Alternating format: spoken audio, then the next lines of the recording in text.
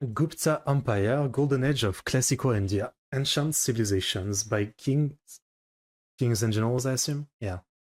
I think we watched a video tour on this channel before. Good stuff. Okay, let's watch it.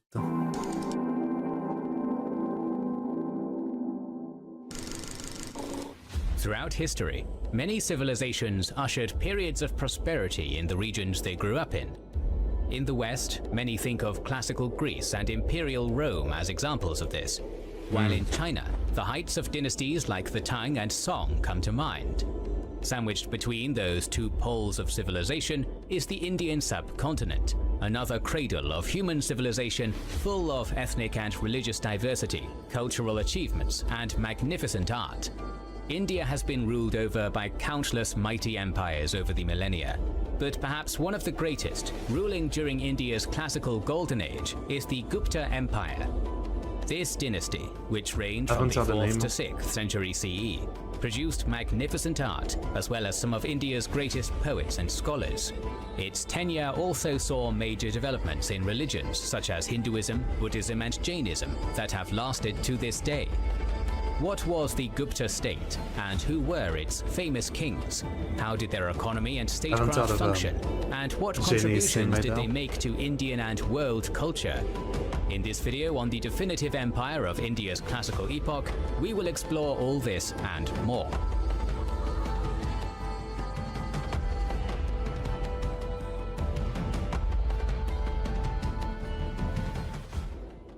Our information about the Gupta Empire comes from two sources.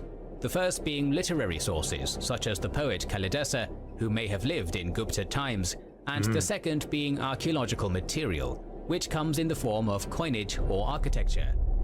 Through the appearance of kings' names on coins, art in temples, such as in Udayagiri, which we will discuss later on, or Sanskrit inscriptions in places such as the Pillar in Allahabad, we can pass together a decent inference on the chronology of Gupta history and the core values of its society. Granted, it should be borne in mind that all of these sources are inherently biased, being made, for example, to praise kings of the age, and thus should be absorbed in an academic context rather than at face value. The origins of the Gupta Empire can be found in an era when the Indian subcontinent was in a protracted period of fracturing and transition following the collapse of the Maurya Empire. During this period, various empires that ruled the northwest of the subcontinent, such as the Kushans and Sakas, had risen and fallen. The Ganges plain was equally geopolitically capricious, with various states, such as the Nagas, the Vakatakas, and the Kshatrapas rising to prominence, then collapsing, while large areas remained controlled by the Adivasi peoples or indigenous tribes of various localities. The memory of the Maurya Empire from some 6 centuries before still occupied a giant place in the social memory of India's rulers, as they were the only ones to come close to uniting the subcontinent. The Vahanas, one of the juggernauts of central India, were a shadow of their former selves, but had continued the tradition of patronizing literature and religion, and had begun the process of using Sanskrit as a language of high culture, instead of one only used in religious ritual. In terms of religion, India was much different to today. The various sects of Buddhism and Jainism, which today are minority faiths in India, were still strong as religions of kings, nobles, and merchants. Hinduism was also in a period of transition. Before the Common Era, the most prevalent form was that of the Vaidika, which focused on worship of multiple deities in a typical Indo-European fashion. Gods such as Indra for thunder, Agni for fire, Varuna for the ocean, and Surya and Chandra for the sun and moon were preferred, as they were mentioned in the Vedas. This pre-Gupta period also saw the beginning of the worship of Vishnu and Shiva, as well as the development of Puranas, which brought Hinduism closer to the faith as we understand it today. It is this tumultuous period of Indian history when the land was fractured and its cultures and religion were in a period of transition that the Guptas would emerge onto the scene. The Guptas began their empire in the land of Magadha, the same region from where the Mauryas had risen centuries earlier. This link to the Mauryas became quite important to the Guptas, who used similar tactics of propagation and statecraft to draw parallels between themselves and that prestigious unifying empire of old. The throne of Magadha itself became a tool to help the young empire achieve legitimacy in the eyes of its peers, precisely because of its Mauryan legacy. The founder of the empire was most likely a man named Sri Gupta, for whom the dynasty is named after. Not much is known about him, as he's left us no coins or inscriptions, although sources from the reigns of later Gupta kings, and even some Chinese monks, claim he ascended to the throne of Magadha around the mid-3rd century CE. Sparse records aside, it's generally accepted that Gupta seems to have established a certain level of control over territories in Magadha, setting the foundations of the empire that would follow. His son, Chandragupta I, would be the Alexander to Magadha's Philip, conquering many kingdoms of the surrounding region, including the Nagas of central India. It's nice to say it in terms that I understand a little bit more. Otherwise, like, all the different, like, civilization they're mentioning, I've never heard of. I guess I'm not well versed in Indian history at all. Like, all I know of Indian history is they were ruled by the British for a long time. They broke off. That's probably like the only thing I really know. I don't really know anything else. And establishing the Guptas as an empire. From what we can surmise, the expansion of the empire was quite extensive under Chandragupta, as exemplified by the coinage minted during his reign, whose royal scenes of elegant harpists, noble archers, and Hindu deities project the visual imagery of a world-conquering monarch.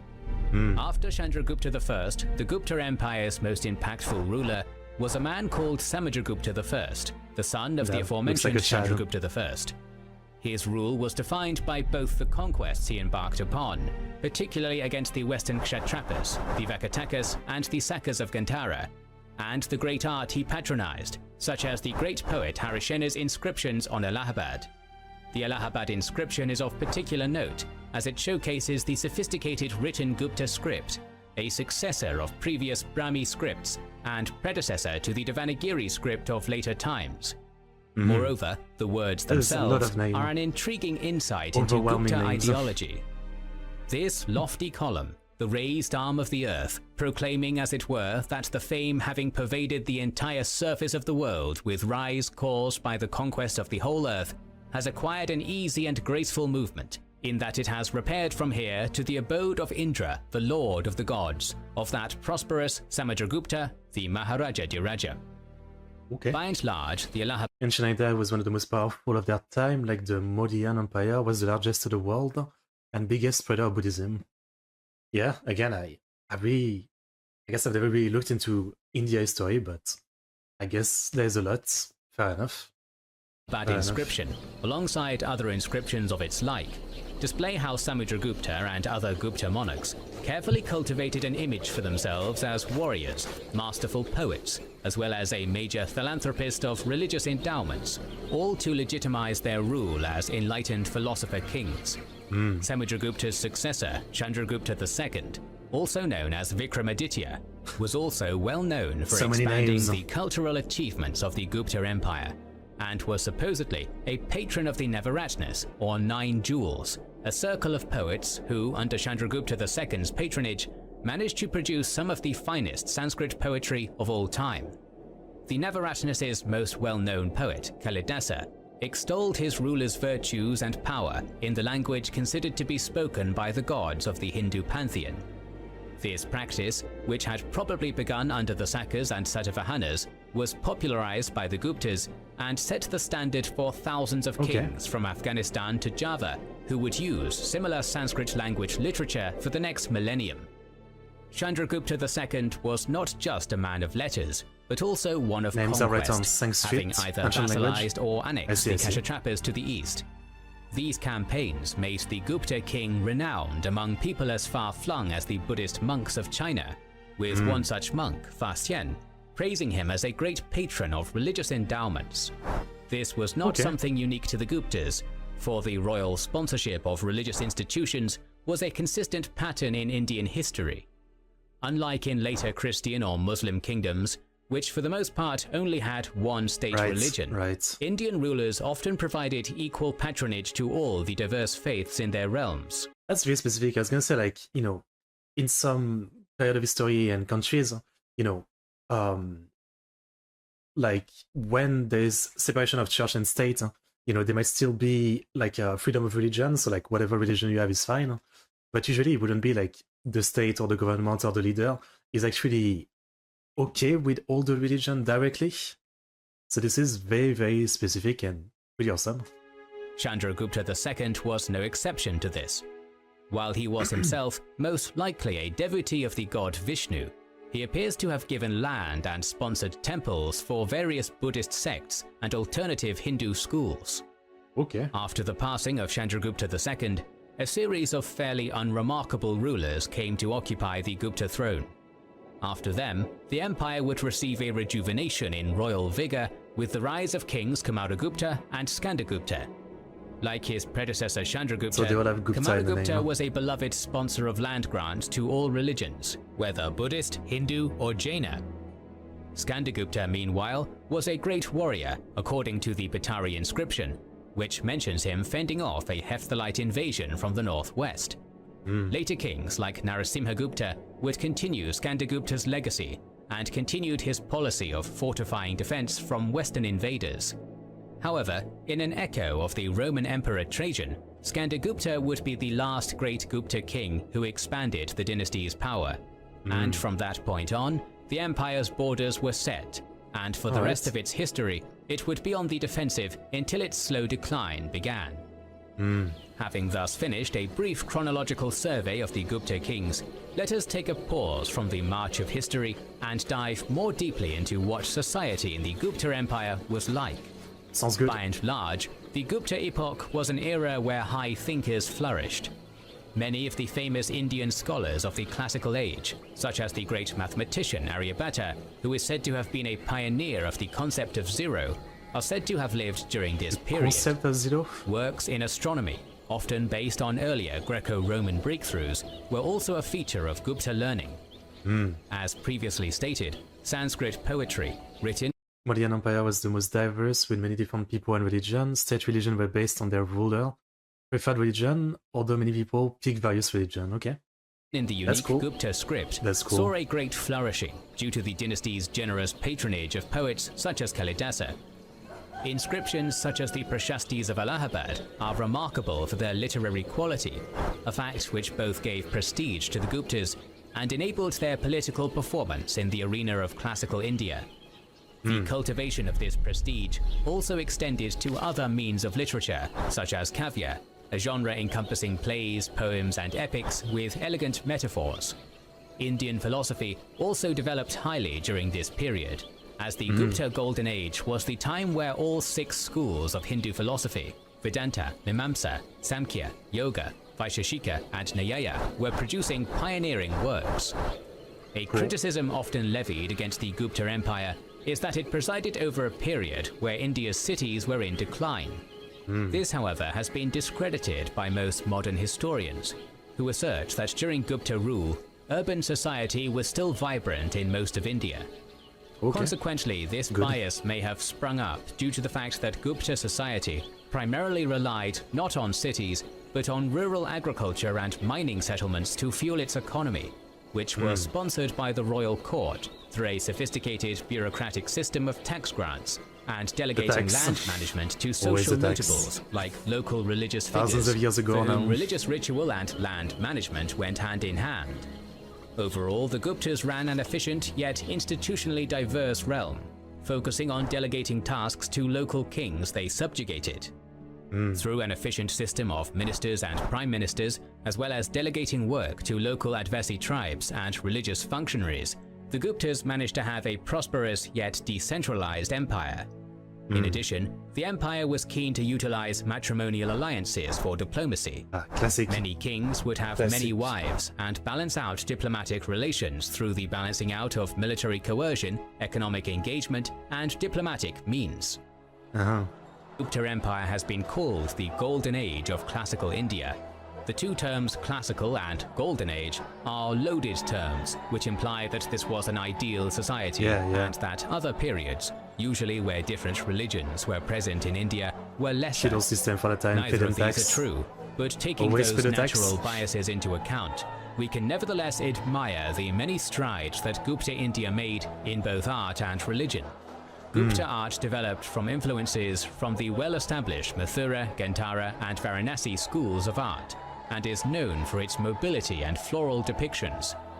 Gupta art saw an increasing focus on the Hindu deities most prominently worshipped by modern Hindus today, such as the Dashavatara temple in Deoghar, dedicated to Vishnu. Here, Vishnu is depicted lounging on Shesha, the king of snakes or nagas, while a woman, his wife, the goddess Lakshmi, is massaging his feet. Beyond Hindu monuments, Buddhist and Jain images of bodhisattvas and tirthankaras also were popular throughout the Gupta realm. Religious monuments often served not only spiritual, but also practical purposes, like... You know, what I really like the art style in this video, and props for having so much art. I kind of wish when they talked about like the real art, they would just show it, since I'm guessing we have pictures of it. I guess this is a style to, you know, make sure they can claim all the YouTube money, right? By not using any external images or anything, but I kind of wish they would show the real image. Yeah, it makes me very interested. The irrigation of land. For example, Udayagiri is a large temple site with various water management systems. A great statue within the site represents the deity Varaha, a large boar man and the third avatar of Vishnu, who stopped a large flood. The statue greets the rising sun in the morning, and the stylized pose embodies the sense of the spiritual power associated with the water management that the temple provides. As aforementioned, the Guptas were major patrons of all major Indian faiths, whether Hindu, Buddhist or Jaina. That's cool. Many temples during this period received patronage and endowments. Universities such as Nalanda, which was mainly the purview of Buddhists, remained prosperous and strong in their production of academic knowledge. However, the Guptas were mostly Hindu by persuasion, and as such, it was the quasi-priestly, quasi-judicial Brahmin caste who most likely held the most power among all the spiritual leaders in the Gupta realm. Brahmins received many tax-exempt villages and land grants, establishing their power as economic and social actors. Some things never According change. to Johannes Bronkhorst, the Brahmins could provide many services on matters such as statecraft or astrology, something movements like Buddhism were not able to provide. By that token, it was the Guptas who set up temple Hinduism as we know it today. They were doing something. The site of Bad Pathari is a sophisticated network of temples and statues on the landscape of vast plains, providing protection during monsoon by deities like Shiva and Vishnu. During the Gupta period, the old Vedic pantheon was gradually sidelined in favor of Vaishnavism and Saivism, which focus on Vishnu and Shiva as the supreme beings respectively. Many Gupta kings would identify their royal ideology with the sacred traits of preservation and destruction embodied by Vishnu or Shiva. Sacred texts, like the Puranas, also came about during this period and reflect some of the political reality of the time. Other forms of Hinduism, such as Shaktism, which focuses on the goddess Mahadevi, or less known denominations, like worship of Surya and Kartikeya, were also present. Ultimately, the Guptas were the forerunners of Hinduism's dominance in India. I see. The last Gupta emperors faced an array of political instability and decentralization. Dynastic squabbling, combined with onslaughts of invasions from the northwest, slowly weakened the empire. After Skandagupta, the power and prestige of the crown slowly faded into obscurity, and by the 6th century CE, the Gupta's empire as a whole had faded into memory. However, the innovations of the Guptas are still with us to this day. Their contribution to art and religion, as well as the development of feudalism and Sanskrit in India, made their mark in India for the next millennium. Many later emperors looked to the Guptas as inspirations for kingship, statecraft, and religious innovations. That's good. This dynasty, while not as long-lived as some of its contemporaries like Eastern Rome or the Sasanians, made an incredible mark on India in ways that still impact the subcontinent's massive population to this day. This video is sponsored by our YouTube members and patrons, who get 2 exclusive videos weekly. Awesome. I wanted to look up a bit of the art. Okay, so Gupta art. Let's see.